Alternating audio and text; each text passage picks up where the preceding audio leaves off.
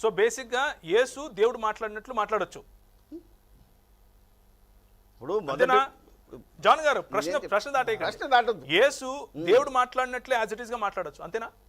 ఎట్లా మాట్లాడుతాడు? మరి మాట్లాడుతున్నాడు. మొదటి వాడని కడపటి వాడని అన్నాడే తప్ప దేవుడు ఏ విధంగా మొదటివాడు కడపటివాడో అదే విధంగా యేసు ప్రభు మొదటివాడు కడపటివాడా? అదే విధంగా కాదు. దేవుడు రెండు ఇప్పుడు ఏమంటున్నారు? మీరే వచనం చూపించారు, నేనే చూపించి మీరే ఇక్కడ దేవుడు ఇక్కడ ఏం చెప్పాలి? రెండు వచనాల ద్వారా ఏం చెప్పాలనుకుంటున్నారు? మొదటి వచనము దేవుడు మాట్లాడుతున్నాడు, ఆయన వర్తమాన భూత భవిష్యత్ కాలంలో ఉన్నవాడు ఆయన. Right, okay. యేసు ప్రభు ఇది కాదు. 8వ వచనం కూడా యేసు ప్రభు అంటున్నాడు. లేదు, కాదు ఇది.